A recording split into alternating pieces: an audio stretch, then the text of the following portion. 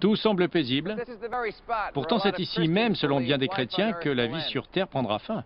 Le paradoxe de la religion, c'est qu'à cause de sa capacité à détourner l'homme vers des voies destructrices, le monde pourrait bien prendre fin. Beaucoup de gens dans ce pays croient à la fin des temps, au jugement dernier, à notre montée au ciel. Vous y croyez? Oui.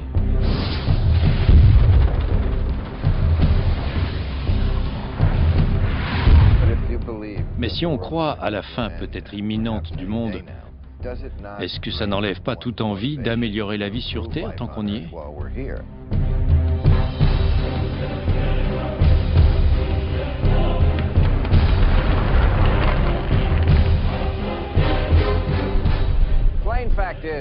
La religion doit mourir pour que l'humanité vive. L'heure n'est plus aux grandes décisions prises par des religieux, des irrationnels, par ceux qui gouverneraient l'État-navire, non avec une boussole, mais en examinant l'équivalent des entrailles d'un poulet. Bush a beaucoup prié pour l'Irak, mais n'en a quasiment rien appris. Je connais pas grand-chose à la politique, mais je voterai Bush en raison de sa foi. La foi, c'est la non-pensée élevée au rang de vertu. Il n'y a pas de quoi se vanter. Et ceux qui en font l'article sont des esclavagistes de l'intellect, qui maintiennent l'humanité asservie par des fantasmes et des absurdités, ayant généré et justifié beaucoup d'aliénation et de destruction.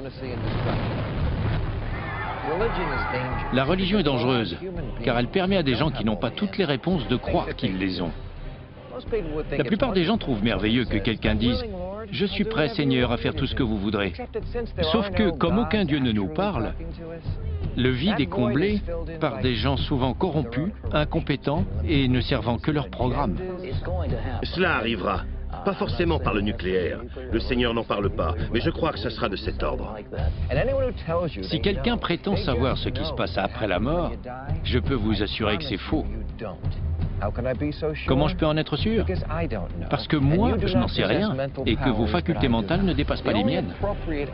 La seule attitude à avoir par rapport aux grandes questions n'est pas celle d'une arrogante certitude caractéristique de la religion, mais celle du doute. Le doute est humble, et c'est ce qu'on doit être, vu que l'histoire de l'homme n'est qu'une longue suite d'erreurs épouvantables. Jésus va revenir sauver les Juifs, parce que lui seul en est capable. Les croyants iront au paradis, les non-croyants en enfer. Les Juifs sont ma seule raison d'être chrétienne. Je les aime. Mais vous n'allez pas les conduire au paradis, n'est-ce pas? Je vais monter au ciel à la rencontre du Christ et revenir sur un cheval blanc.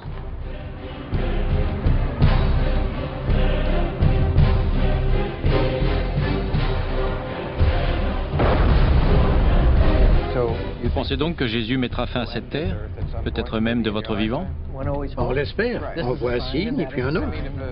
Si une bombe nucléaire explosait et que tout semblait se passer comme prévu avec les boules de feu et tout ça, pour vous, ça serait donc pas forcément un mal? Je sais que je serai avec Dieu. C'est pourquoi les gens rationnels, les anti-religieux, doivent cesser d'être timides pour s'affirmer et s'imposer. Quant aux modérément religieux, ils devraient se rendre compte que la religion n'apporte confort et consolation qu'en payant le prix fort. Les derniers jours, il y aura des guerres et rumeurs de guerre. Les prophéties bibliques de l'Apocalypse vont se réaliser. Peuvent-elles s'accomplir sans violence? L'islam maître du monde, djihad global. Qui va gagner? Nous. C'est Dieu qui en décidera le jour du jugement.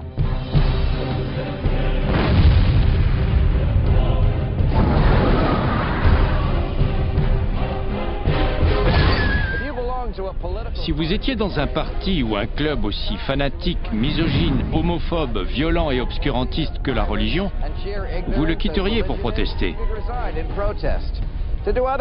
Autrement, vous seriez un pouce au crime et un complice des démons de l'extrémisme qui tirent leur légitimité des milliards de leurs compagnons de route. Si le monde prend fin ici, ou s'il bascule dans l'avenir miné par les effets d'un terrorisme nucléaire d'aspiration religieuse, rappelons-nous quel était le vrai problème.